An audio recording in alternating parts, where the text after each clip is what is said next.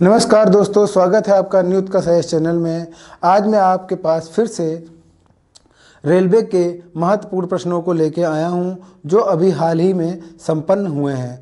इसके आधार पे आप आगामी परीक्षा की तैयारी कर सकते हैं और आइडिया लगा पाएंगे कि किस तरह से प्रश्न पूछे जा रहे हैं और किस तरह से आपको चीज़ों को पढ़ के जाना है। ठीक है, तो चलिए आइए शुरू करते हैं बिना टाइम वेस्ट किए। तो पहला प्रश्न हमारा है, किसी पर्वत से जल चारों दिशाओं की तरफ प्रवाहित होता है तो उस क्षेत्र को क्या कहा जाता है? तो दोस्तों, उस क्षेत्र को आर्य अपवाह या अपकेंद्रीय अपवाह कहा जाता है।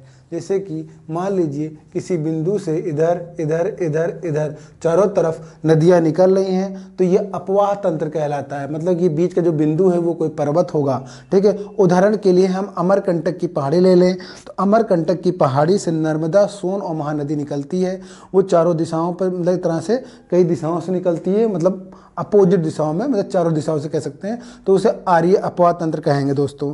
नेक्स्ट जो हमारा है क्वेश्चन, 1923 में दोस्तों इंटरनेशनल क्रिमिनल पुलिस कमीशन, याद रखेंगे आईसीपीसी दोस्तों, आईसीपीसी, इसका क्या बोला जा रहा है? इंटरनेशनल क्रिमिनल पुलिस कमीशन, जो कि 1923 में स्थापित किया गया था। कहाँ पर स्थापित किया गया था? तो दोस्तों वियना, ऑस्ट्रिया की कैपिटल है, ऑस्ट्रिया की कैपिटल है वियना, वहाँ पर स्थापित किया गया था। और वर्तमान में जो इसका मुख्यालय चेंज हो चुका है, वर्तमान में इसका मुख्यालय कहाँ पर है? लियोन, फ्रांस में है दोस्तों।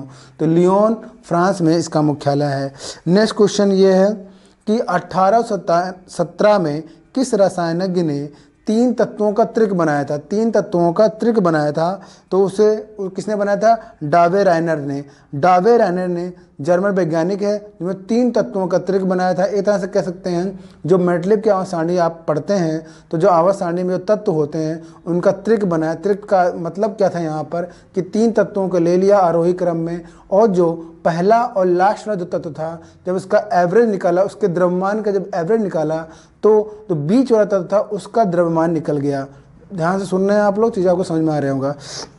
नेक्स्ट क्वेश्चन आते हैं। नेक्स्ट क्वेश्चन की तरफ हम लोग बढ़ रहे हैं धीरे धीरे। बहुत ध्यान से प्रश्न को सुनेंगे, अपने आप ही याद हो जाएगा आप लोगों को। ठीक है, आइए नेक्स्ट क्वेश्चन है, यक्षगान किस राज्य का लोक नृत्य है? तो यक्षगान किस राज्य का लोक नृत्य है दोस्तों? तो ये है कर्नाटक का दोस्तों। तो कर्नाटक का यक्षगान लोक नृत्य है, याद रखिएगा। लोक नृत्य वगैरह पढ़ के जाइएगा, कहाँ नृत्य वगैरह पढ़ के जाइएगा, वहाँ का किसी भी राज्य का जो महोत्सव मनाया जाता है वो पढ़ के जाइएगा, वहाँ से प्रश्न आ रहे हैं परीक्षा में। ठीक है, next question, rat hole, rat hole mining कहाँ पर की जाती है? तो रैट होल माइनिंग जो होती है, माइनिंग मतलब खुदाई जो की जाती है, वो मेघालय में की जाती है दोस्तों। तो याद रखिएगा, रैट होल माइनिंग कहाँ की जाती है? तो ये की जाती है मेघालय में दोस्तों। नेक्स्ट क्वेश्चन ये करंट अफेयर से 2019 करंट अफेयर पूछा है। जैसा कि मैं बता चुका हूं कि पुराना करंट अफेयर पूछ रहा है, तो थोड़ा बहुत वहां से भी देख कर जाइएगा आप लोग। फरवरी 2019 में इसरो का कौन सा संचार उपग्रह लॉन्च किया गया था?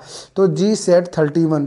तो GSAT-31 दोस्तों, GSAT-31, तो GSAT-31 जो है ये इसरो का संचार उपग्रह लॉन्च किया गया था फरवरी 2019 में। नेक्स्ट क्वेश्चन दोस्तों, वनोन्मूलन, वनोन्मूलन मतलब कि वनों को काटना होता है। वनोन्मूलन को रोकने के लिए किस पर्यावरणविद को शांति का नोबेल प्राइज मिला था? तो दोस्तों वंगारी मथाई को मिला था। वंगारी मथाई जो कि केन्या से थे। ठीक है, ग्रीन बेल्ट आंदोलन से इनका नाम जुड़ा हुआ, ग्रीन बेल्ट आंदोलन, वंगारी मथाई। याद रखें दोस्तों, वंगारी मथाई जो है, बंगारी मथाई नाम है इनका। ठीक है दोस्तों, तो बंगाई ग्रीन बेल्ट आंदोलन से इनका नाम जुड़ा हुआ है। नोबेल पुरस्कार इनको मिला था 2004 में, केन्या से हैं। नेक्स्ट क्वेश्चन दोस्तों, कैल्शियम ऑक्साइड का क्या नाम है? तो कैल्शियम ऑक्साइड मतलब CaO की बात की गई है। CaO को कैल्शियम ऑक्साइड कहा जाता है। उसमें रासायनिक नाम है। इसका अन्य नाम जो है बिना बुझा हुआ चूना बोला जाता है, बिना बुझा हुआ चूना, क्विक लाइम जिसे बोला जाता है, क्विक लाइम CaO। ऐसे चूने का पानी CaOH का होल ट्वाइस, इसे बुझा हुआ चूना बोला जाता है, CaOH का होल ट्वाइस। CaOH का होल ट्वाइस है बुझा हुआ चूना है, और CaO बिना बुझा चूना, देखिए उसमें हाइड्रोजन नहीं, जल नहीं है तो उसके अंदर इसलिए ऐसा हुआ है। ठीक है, नेक्स्ट क्वेश्चन है, उस्ताद अहमद लाहौरी द्वारा डिजाइन किया गया वो कौन सा है विश्व विरासत सूची में उसे शामिल किया गया? उस्ताद अहमद लाहौरी, तो उस्ताद अहमद लाहौरी ने ताजमहल को डिज़ाइन किया था। 1983 में इसे यूनेस्को की विश्व विरासत सूची में शामिल किया गया है। नेक्स्ट क्वेश्चन दोस्तों, धीरे धीरे क्वेश्चन पढ़ रहे हैं आप लोग, ध्यान से सुनते रहिए, क्वेश्चन आपका अपने आप ही आपके दिमाग में फीड होते चला जाएगा। अगर क्वेश्चन अगर आगे एक भी, दो भी क्वेश्चन आ गया, 3 क्वेश्चन भी आ गया अगर एक सेक्शन से, जो मैं एक वीडियो से भी, तो आपका उद्धार हो जाएगा, क्योंकि क्वेश्चन रिपीट हो रहे हैं। और क्वेश्चन रिपीट जब हो रहे हैं और थोड़े प्रश्न जो है वो साइड से आ रहे हैं, जो आप जनरल वे में पढ़ते हैं, जीएस सेक्शन जो पढ़ते हैं वहाँ से नहीं आ रहा, थोड़ा साइड से आ रहा है, तो क्वेश्चन रिपीट भी हो रहे हैं। शिफ्टों में, कई शिफ्टों में सुना गया है कि क्वेश्चन रिपीट हो रहे हैं, बच्चे जो बता रहे हैं उसमें पता चल रहा है कि शिफ्ट में प्रश्न जो रिपीट भी हो रहा है। जो रिपीट होने का फ़ायदा आपको मिल सकता है अगर आपने वो क्वेश्चन सही कर लिया, तो जो सबसे टफेस्ट है तो आप एक्सीड कर सकते हैं। ठीक है, नेक्स्ट क्वेश्चन, कौन सा वीडियो फॉर्मेट नहीं है? तो वीडियो फॉर्मेट में देखते हैं, आप लोग पढ़ते हैं JPEG MP4.mov, इस तरह करके कई ऑप्शन दे रखे होंगे जो कि किसी फाइल का एक्सटेंशन होता है।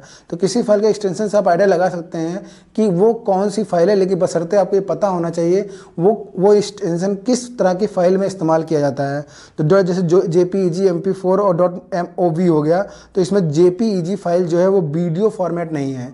JPEG फॉर्मेट का जो फुल फॉर्म होता है वो ज्वाइंट फोटोग्राफिक एक्सपर्ट ग्रुप होता है। ज्वाइंट फोटोग्राफिक एक्सपर्ट ग्रुप, ये आपकी इमेज फाइल होती है। ठीक है, तो इसका इस्तेमाल जो होता है वीडियो फॉर्मेट में नहीं होता है। ठीक है दोस्तों, ऐसे बहुत सी फाइल है, जैसे कि MP4 की हम लोग बात कर लें, M4V की बात कर लें, MPG की बात कर लें, MPEG की बात कर लें, ये सब वीडियो फाइलें होती हैं। तो वीडियो फाइलें कौन कौन सी होती है उसको एक बार आप लोग पढ़ के जाइएगा। ठीक है, अब आते हैं काला पानी किस जेल का अन्य नाम है? तो काला पानी जिसे हम सेलुलर जेल के नाम से जानते हैं, ये अंडमान निकोबार में यानी पोर्ट ब्लेयर के अंडमान में इसकी पोजीशन है। ठीक है ना, और इसको निर्मित किया था 1896 से 1906 के बीच में इसको बनाया गया था। यहाँ पर अंग्रेज क्या कहते थे, जो स्वतंत्रता संग्राम में जो पार्टिसिपेट करते थे उनको कैद करके वहाँ पर ले जाकर रखते थे और उनको यातनाएं देते थे। ठीक है, सेलुलर जेल जाना जाता है। ठीक है, लक्षद्वीप में कौन सी भाषा बोली जाती है? तो लक्षद्वीप में दोस्तों मलयालम भाषा बोली जाती है, याद रखिएगा, लक्षद्वीप में मलयालम भाषा बोली जाती है दोस्तों। नेक्स्ट क्वेश्चन, केरल में भी मलयालम बोली जाती है, लक्षद्वीप में मलयालम बोली जाती है। जैसे महाराष्ट्र मराठी बोली जाती है, गोवा में कोंकणी बोली जाती है। दोस्तों आइडिया नहीं लगा सकते, गोवा में आपको लगता होगा अंग्रेजी बोली जाती है, लेकिन कोंकणी बोली जाती है। पीछे कर्नाटक में कन्नड़ बोली जाती है। दोस्तों आइए, मलखम्ब किस राज्य का स्पोर्ट है या किस राज्य का खेल है? मलखम्ब, तो दोस्तों मलखम्ब किस राज्य का है? मलखम्ब जो है दोस्तों ये MP का है, MP का आपका खेल है। वहाँ का अभी हाल ही में इसको 2013 में, हाल ही नहीं 2013 में इसको अपना राजकीय खेल घोषित किया है MP ने मलखम्ब को। ठीक है दोस्तों, नेक्स्ट क्वेश्चन हम लोग बढ़ रहे हैं धीरे धीरे, नेक्स्ट क्वेश्चन की तरफ हम लोग बढ़ते हैं। नेक्स्ट क्वेश्चन ये है, अवैध तरीके से हिरासत में लिए गए व्यक्ति को रिहा करने के लिए कौन सी रिट लगाई जाती है? रिट जारी की जाती है सुप्रीम कोर्ट के माध्यम से, रिट जारी की जाती है हाई कोर्ट के माध्यम से। आर्टिकल 32 का इस्तेमाल सुप्रीम कोर्ट करती है रिट जारी करने के लिए, हाई कोर्ट करती है 226 आर्टिकल का इस्तेमाल करती है अपने रिट जारी करने के लिए। उसमें हैबियस कार्पस यानी बंदी प्रत्यक्षीकरण जो है, ये जो आपका हैबियस कार्पस यानी बंदी प्रत्यक्षीकरण जो रिट है, ये सुप्रीम कोर्ट आर्टिकल 32 का इस्तेमाल करके जारी करती है। जब किसी व्यक्ति को अवैध रूप से हिरासत में ले लिया जाता है तो उसको अदालत के सामने, कोर्ट के सामने उसको प्रस्तुत किया जाता है। दोस्तों नेक्स्ट क्वेश्चन आते हैं, 1909 में महात्मा गांधी ने कौन सी पुस्तक में लिखा था? आप देखिए महात्मा गांधी की पुस्तक 1909 की, अगर आपको सिर्फ 1909 पता होगा 1909 में कौन सी पुस्तक उन्होंने लिखी, तब भी आप आइडिया लगा सकते हैं इस परीक्षा का उत्तर क्या होगा। तो 1909 में महात्मा गांधी ने कौन सी पुस्तक लिखा था कि अगर भारतीय अंग्रेजों का साथ ना दें तो ब्रिटिश शासन खत्म हो जाएगा। भारतीय अंग्रेजों का साथ ना दे तो ब्रिटिश शासन खत्म होगा। तो इसमें हिंद स्वराज में लिखा गया था। ठीक है, और इसको इंडियन होम रूल में भी लिखा गया है इस बात को, ठीक है, तो याद रखिएगा आप लोग, दोनों ऑप्शन आ सकता है। तो 1909 के हिंद स्वराज आपका ऑप्शन में रहा होगा, वही आंसर सही माना जाएगा आपका। नेक्स्ट क्वेश्चन है, दक्षिण अफ्रीका से आने के बाद गांधी जी ने किस यूनिवर्सिटी के ओपनिंग सेरेमनी में स्पीच दिया था? तो जब दक्षिण अफ्रीका से भारत आए थे गांधी जी, तो वो किस यूनिवर्सिटी की ओपनिंग सेरेमनी, तो उस समय आप लोग जानते होंगे 1916 में, 4 फरवरी 1916 में हिंदू विश्वविद्यालय, बनारस हिंदू विश्वविद्यालय की ओपनिंग सेरेमनी थी और वहाँ पर उनको बुलाया गया था, उन्होंने अपनी स्पीच दी थी।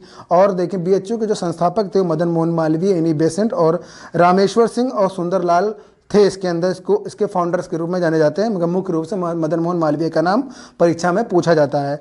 नेक्स्ट क्वेश्चन है, भारत में यूनाइटेड नेशन एनवायरनमेंट प्रोग्राम की बात करें, यूएनईपी की बात करें दोस्तों, यूएनईपी, तो यूएनईपी का मुख्यालय नैरोबी केन्या में है, याद रखिएगा नैरोबी केन्या, ठीक है दोस्तों। अगर हेड ऑफिस पूछा जाए, इसमें हेड ऑफिस लिख के आएगा तो दिल्ली टिक करिएगा वहाँ पर। अगर यूएनईपी का अगर हेड ऑफिस पूछा जाए तो आपका दिल्ली में, अगर यूएनईओ मतलब यूएनईपी का अगर मुख्यालय पूछा जाए, हेडक्वार्टर पूछा जाएगा तो आपका वहाँ केन्या में नैरोबी में स्थित है।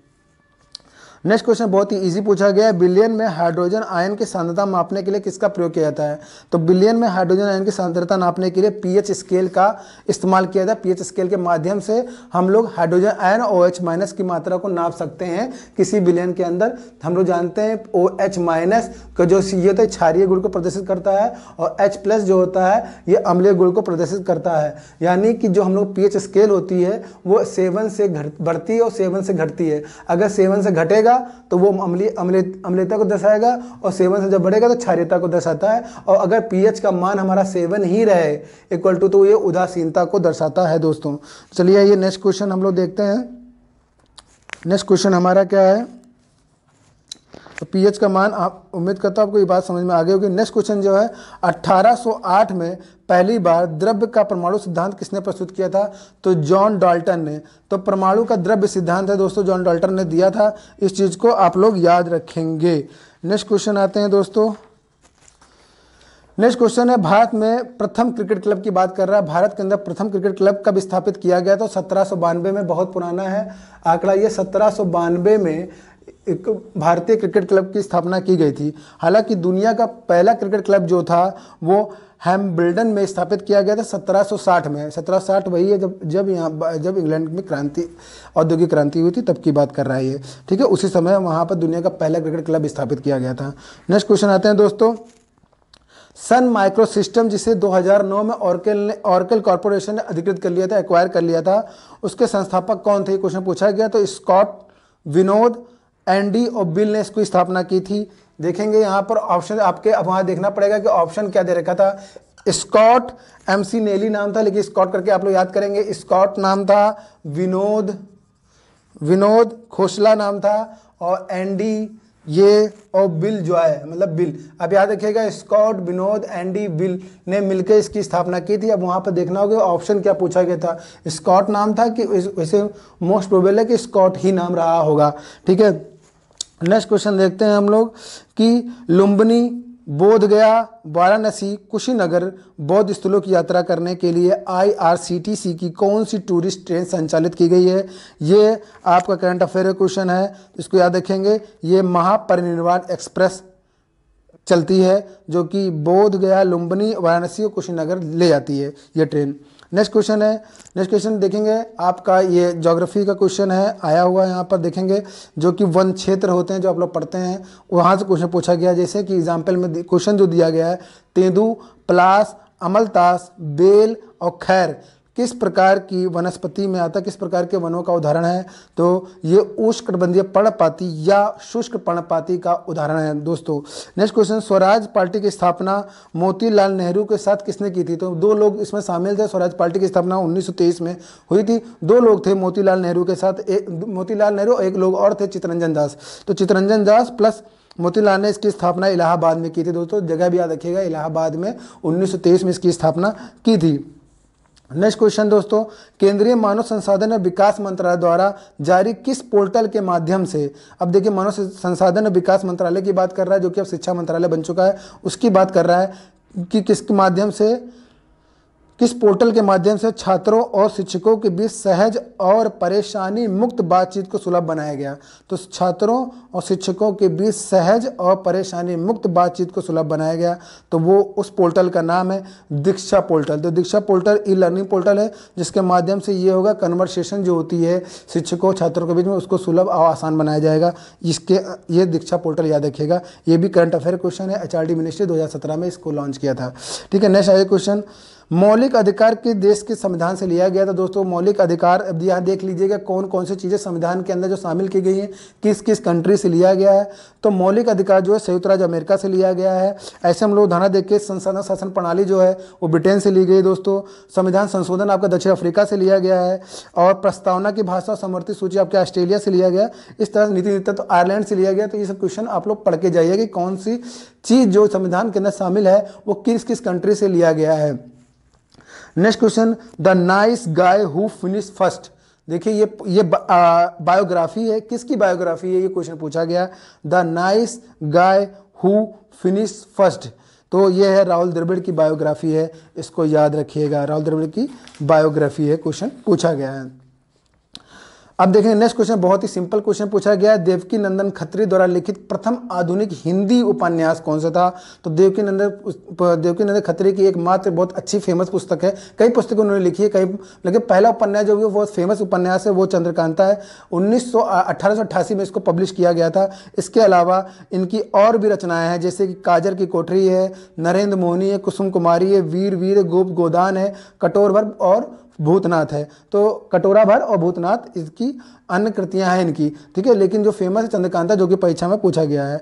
फिर नेक्स्ट क्वेश्चन है, दलितों और पिछड़ों के लिए 1930 में किसने पृथक निर्वाचन की मांग की थी? तो ये बाबा साहब भीमराव अम्बेडकर ने इसकी मांग की थी, तो इसको याद रखिएगा। और आप लोग जानते हैं कि पूना पैक्ट जो हुआ था वो महात्मा गांधी और भीमराव अम्बेडकर जी के बीच में हुआ था, 24 सितंबर 1932 में ये हुआ था।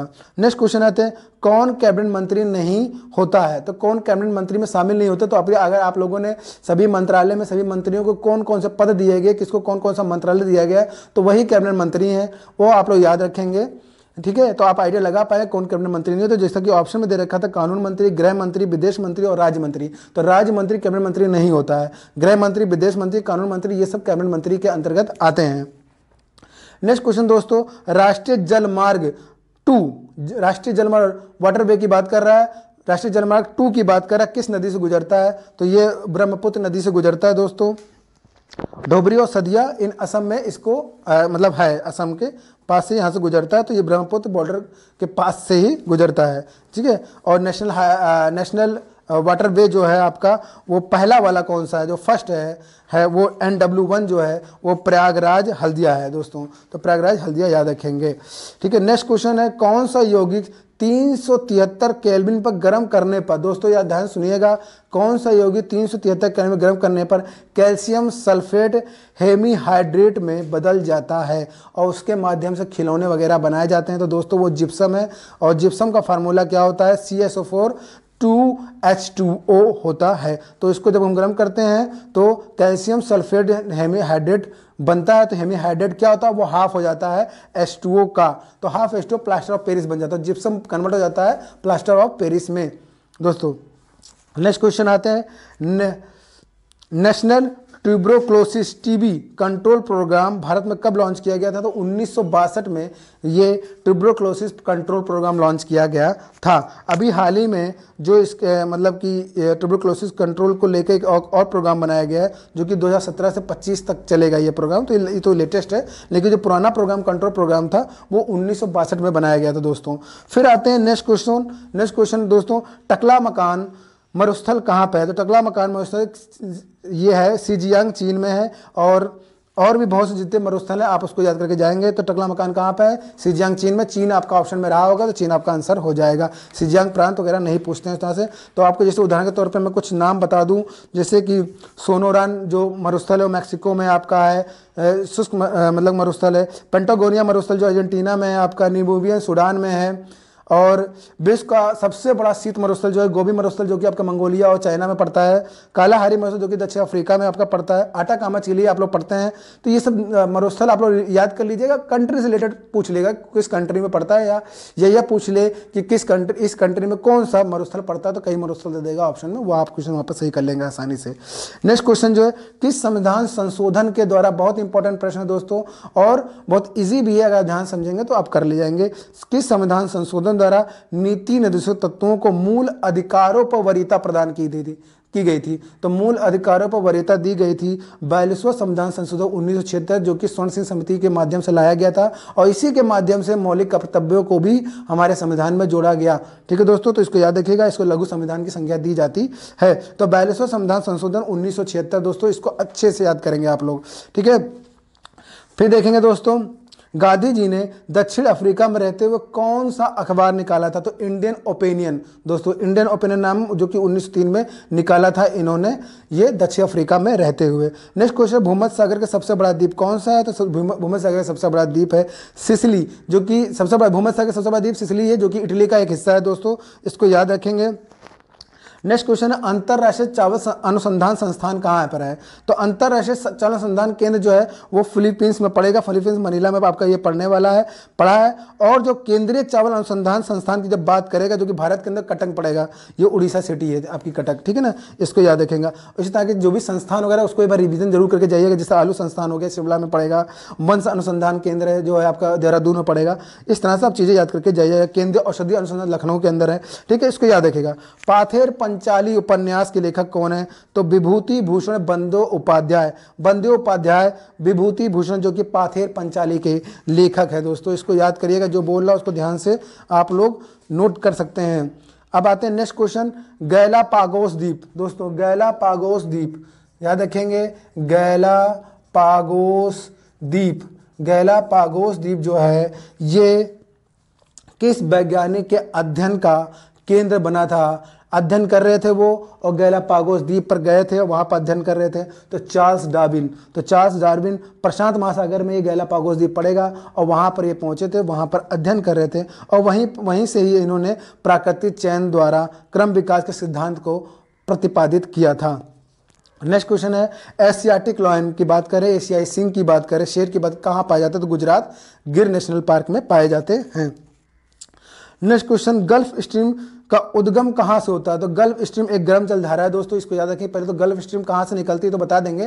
तो गल्फ स्ट्रीम कैसे जलधारा? गर्म जलधारा। निकल कहाँ से रही है? तो गल्फ, मैक्सिको की गल्फ से निकले, मतलब मैक्सिको की खाड़ी से ये निकलती है दोस्तों। यही आपका प्रश्न का उत्तर होगा। तो जलधाराएं भी देख लीजिए, कौन कौन जलधारा है, कहाँ से निकल रही है, और किस प्रकार की जलधारा है।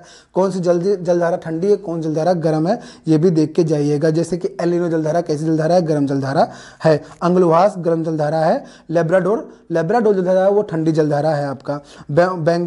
बेंगुएला जलधारा जो है वो ठंडी जलधारा है। इस तरह से चीज़ें आप याद करके जाएंगे। नेक्स्ट क्वेश्चन दोस्तों हम लोग पढ़ेंगे 2007 में। देखिए कितना पुरानी चीज़ पूछ रहा है, तो थोड़ा साइड से क्वेश्चन पूछ रहा है। हालांकि ये क्वेश्चन रिपीट होंगे तो आपको फायदा मिलेगा, ठीक है। तो 2007 में शांति का नोबेल प्राइज किसे मिला था? तो ये मिला था अल्बर्ट अर्नोल्ड को मिला था दोस्तों। अल्बर्ट अर्नोल्ड को नोबेल का शांति पुरस्कार दिया गया था 2007 में, ठीक है दोस्तों। इसको अच्छे से याद रखेंगे आप लोग। भारत के अंदर किसको किसको नोबेल पुरस्कार मिला, ये नाम आप लोग याद करके जाइएगा। जैसे रविन्द्रनाथ टैगोर हो गए, चंद्रशेखर वेंकट रमन हो गए, हरगोविंद खुराना हो गए, मदर टेरेसा पहली महिला थी जिन्हें नोबेल पुरस्कार मिला गया था, पहली भारतीय महिला थी यहाँ पर। अमर सेन को अहसास के लिए मिला था, कैलाश सत्यार्थी को शांति के लिए मिला था। ये सब नाम याद करके जाएंगे आप लोग, ठीक है। तो यहाँ हो सकता है यहाँ से क्वेश्चन आपके आ जाएँ। सी प्रोग्रामिंग लैंग्वेज किसने विकसित की थी दोस्तों? सी प्रोग्रामिंग लैंग्वेज को विकसित किया था बेल लैब्स ने। बेल लैब था, और इसके अंदर जिन्होंने विकसित किया तो उनका नाम था डेनिस रिच्चे। तो उनका नाम याद लिखेंगे दोस्तों, मैं लिख दे रहा हूं यहाँ पर, डेनिस रिचे, RTCHIE। तो डेनिस रिचे ने इसको विकसित किया था। डेल लैब में काम करते थे। 1972-73 के आसपास इसको विकसित किया गया था। C++ को विकसित किया गया था 1985 में दोस्तों, और जावा को विकसित किया गया था 1995, और जावा स्क्रिप्ट को भी विकसित किया गया था 1995 में। गेहूं का वैज्ञानिक नाम क्या है? तो टिटिकम एस्टिबम है गेहूं का वैज्ञानिक नाम। तो कुछ के वैज्ञानिक नाम भी याद करके जाइए, गेहूं चावल वगैरह के इसका नाम याद करिएगा, ठीक है। जैसे चावल का जो वैज्ञानिक नाम है ये पड़ता है ओरिजा सटैवा, नाम पड़ता है आपका चावल का। होमोसेपियंस शब्द किसने दिया था? तो कार्ल लिनियस ने दिया था। यह कार्ल लिनियस आपका ऑप्शन में रहा होगा, और इनको कैरोलस लिनियस के नाम से भी जाना जाता है। कैरोलस लिनियस और कार्ल लिनियस एक ही व्यक्ति हैं, और होमोसेपियंस शब्द इन्होंने दिया था। और कैरोल लिनियस को ये बायोनोमियल नोमेनकल्चर का जनक कहा जाता है। ठीक है दोस्तों, इसको याद रखिएगा। नेक्स्ट क्वेश्चन आते हैं दोस्तों। नेक्स्ट क्वेश्चन जो है, प्रशांत और अटलांटिक महासागर को कौन सी जल संधि अलग करती है? तो मैगलन की जल संधि दोस्तों इसको अलग करती है। नीति आयोग के सीईओ कौन है? बहुत सिंपल क्वेश्चन पूछा गया। नीति आयोग के सीईओ अभिकांत दास हैं, सीईओ इसके हैं। नीति आयोग के अध्यक्ष जानते हैं प्रधानमंत्री नरेंद्र मोदी, और वाइस चेयरपर्सन आपके राजीव कुमार हैं। फिर नेक्स्ट क्वेश्चन आपका है, अक्टूबर 2020 तक आरबीआई गवर्नर कौन है? तो वर्तमान गवर्नर जो है शक्तिकांत दास हैं। शक्तिकांत दास याद रखेंगे। ठीक है दोस्तों। फिर नेक्स्ट क्वेश्चन है, आईपीएल में सर्वाधिक रन स्कोर किसने किया? तो रन स्कोर किया है केएल राहुल ने, और इन्हीं को आपका ऑरेंज कैप में दिया गया है। नेक्स्ट क्वेश्चन आते हैं दोस्तों। ये सब क्वेश्चन पूछे गए हैं, इसको अच्छे से देख के जाइएगा आप लोग। लोकसभा के प्रथम अध्यक्ष कौन थे? तो लोकसभा के प्रथम अध्यक्ष हैं हमारे हैं गणेश वासुदेव मावलंकर रहे हैं, प्रथम लोकसभा स्पीकर रहे हैं, याद करके जाइएगा। और वर्तमान में जो लोकसभा अध्यक्ष हैं आपको मालूम है वो बिरला जी हैं, तो उनको नाम याद करके जाइएगा आप लोग, जो कि कोटा राजस्थान से हैं। ठीक है दोस्तों, तो ये नाम याद रखिएगा। नेक्स्ट क्वेश्चन आते हैं, गरीबी रेखा से नीचे जीवन यापन करने वाले परिवारों की महिला सदस्य के लिए रियायती एलपीजी कनेक्शन उपलब्ध कराने के लिए कौन सी योजना चलाई गई? तो बहुत ही फेमस योजना है, उज्ज्वला योजना है, जो कि 1 मई 2016 में इस योजना को लाया गया था। यूपी के बलिया से इसको लॉन्च किया गया था। 2016 की योजना है, तो सन पूछ लिया गया है इसको। याद रखिएगा। इंडिया डिवाइडेड पुस्तक के लेखक कौन है? इंडिया डिवाइडेड पुस्तक के लिए राजेंद्र प्रसाद हैं। ठीक है, याद रखिएगा। नेक्स्ट क्वेश्चन बहुत ही इंपॉर्टेंट क्वेश्चन और बहुत ही फेमस प्रश्न रहा है। 2015 में असंगठित क्षेत्र में काम करने वाले, असंगठित क्षेत्र की बात कर रहे हैं, संगठित क्षेत्र की बात नहीं कर रहे। 2015 में असंगठित क्षेत्र में काम करने वाले लोगों के लिए सामाजिक सुरक्षा प्रदान करने के लिए किस पेंशन योजना को शुरू किया गया था? पेंशन योजना सामाजिक सुरक्षा वो है अटल पेंशन योजना, जो कि 2015 में कोलकाता से प्रधानमंत्री नरेंद्र मोदी के द्वारा शुरू किया गया। इसको याद रखेंगे। इसको स्वतंत्रता के बाद संविधान सभा का प्रथम अध्यक्ष कौन था? तो राजेंद्र प्रसाद जी थे। इनको याद रखिएगा। अस्थायी रूप से डॉक्टर सचिदानंद सिन्हा को नियुक्त किया गया था।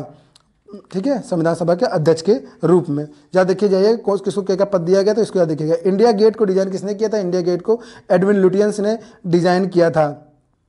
और जो इंडिया गेट का जो पहला नाम था वो था किंग्स बे के नाम से जाना जाता था। ठीक है, इसको 1931 में इस्टेब्लिश कर लिया गया था, बना लिया गया था। 1931 तक, शुरुआत 1921 में किया गया था इसको बनाने की।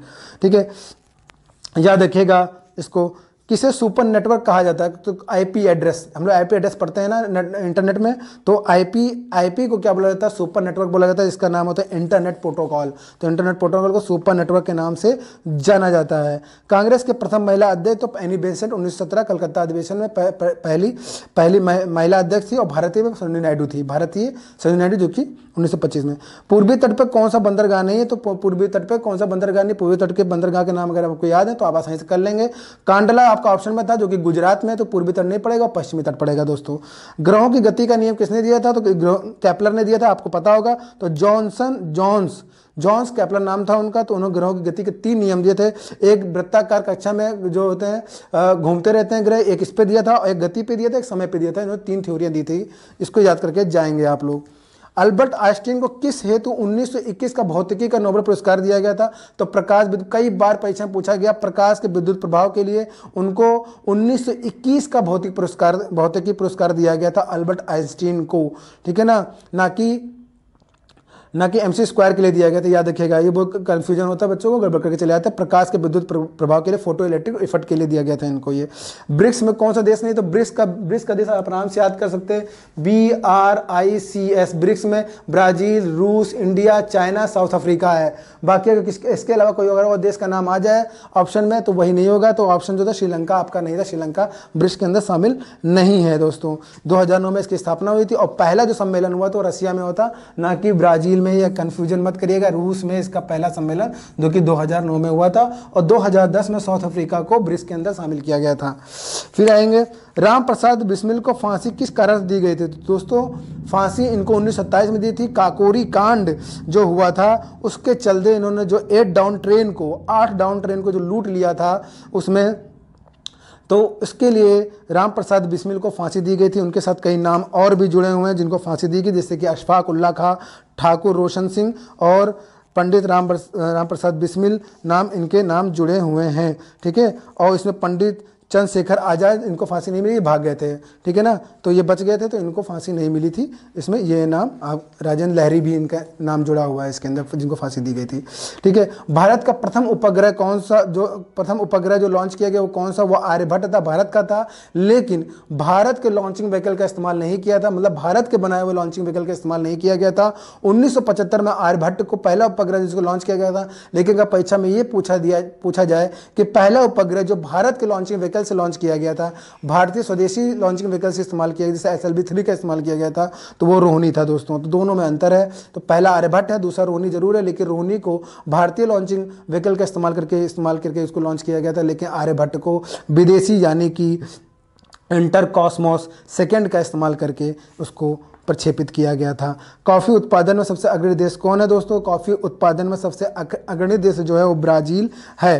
दोस्तों याद रखिएगा, कॉफ़ी के लिए, चाय के लिए पूछेंगे तो चाइना है, और भारत के अंदर चाय का उत्पादन सबसे ज़्यादा कौन करता है? असम करता है, और कॉफ़ी का उत्पादन सबसे ज़्यादा कर्नाटक करता है भारत के अंदर। इसको याद रखेंगे। स्वर्णिम चतुर्भुज परियोजना किससे संबंधित है? तो स्वर्णिम चतुर्भुज राजमार्ग से संबंधित है, जो कि 4 महानगरों को जोड़ती है दोस्तों, दिल्ली, चेन्नई, कलकत्ता और मुंबई।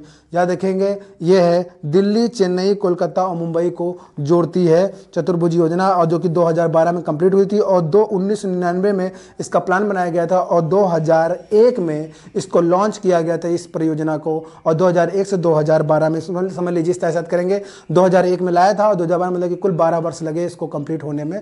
स्वर्णिम चतुर्भुज योजना जो कि अटल बिहारी वाजपेयी जी की गवर्नमेंट में इसको लाया गया था, उन्हीं के द्वारा लाया गया था। बहुत ही महत्वपूर्ण योजना रही है। फिर नेक्स्ट क्वेश्चन, भारत में कुल कितने नाभिकीय पावर प्लांट हैं? तो दोस्तों मैं आप बड़ा कन्फ्यूजन होता है, मैं आपको क्लियर कर दे रहा हूँ यहाँ पर। भारत में कुल नाभिकीय पावर प्लांट 7 ही हैं, लेकिन रिएक्टर ज़्यादा हैं। ठीक है, जो रिएक्टर 22 न्यूक्लियर रिएक्टर हैं, जो कि इन्हीं 7 न्यूक्लियर पावर प्लांटों में इस्तेमाल किए जाते। 7 न्यूक्लियर पावर प्लांट है, और पहला पावर प्लांट जो है तारापुर वाला है, जो कि महाराष्ट्र में है। और अगर न्यूक्लियर रिएक्टर की बात करें तो पहला रिएक्टर अप्सरा है दोस्तों। तो ये दोनों कन्फ्यूजन में होते हैं अक्सर, तो लोग आप लोग ध्यान रखिएगा। अप्सरा नाम का रिएक्टर है जो कि 7 पावर प्लांटों में इस्तेमाल कि मतलब जो 7 पावर प्लांटों में इस्तेमाल किया था, और 22 रिएक्टर है दोस्तों। याद रखिएगा इसको। कौन सा ऑपरेटिंग सिस्टम नहीं? तो ऑपरेटिंग सिस्टम का नाम अगर आप पता है तो आप आसानी से कर लेंगे। ठीक है, जैसे अब यहाँ पर ऑप्शन क्या है ये तो क्लियर नहीं, लेकिन जैसे कि एप्पल iOS है, लाइनक्स है, एंड्रॉयड है, यूनिक्स है, एप्पल है, माइक्रोसॉफ्ट विंडो है 7, विस्टा। ठीक है, तो ये सब चीज़ें, ubuntu, MS DOS, यूनिक्स, तो ये सब सभी के सभी क्या है? ऑपरेटिंग सिस्टम है। लेकिन इसके अलावा कोई ऑप्शन अगर और होगा तो वही ऑपरेटिंग सिस्टम नहीं होगा। ठीक है, नेक्स्ट दोस्तों, नेक्स्ट क्वेश्चन पे हम लोग आने वाले हैं। नेक्स्ट क्वेश्चन बहुत ही सिंपल था आपका, उसको हम लोग देख लेते हैं। ताली परंभा नाम है, बहुत अजीब सा नाम है, ताली परंभा नाम है। तो ताली परंभा एक जगह है।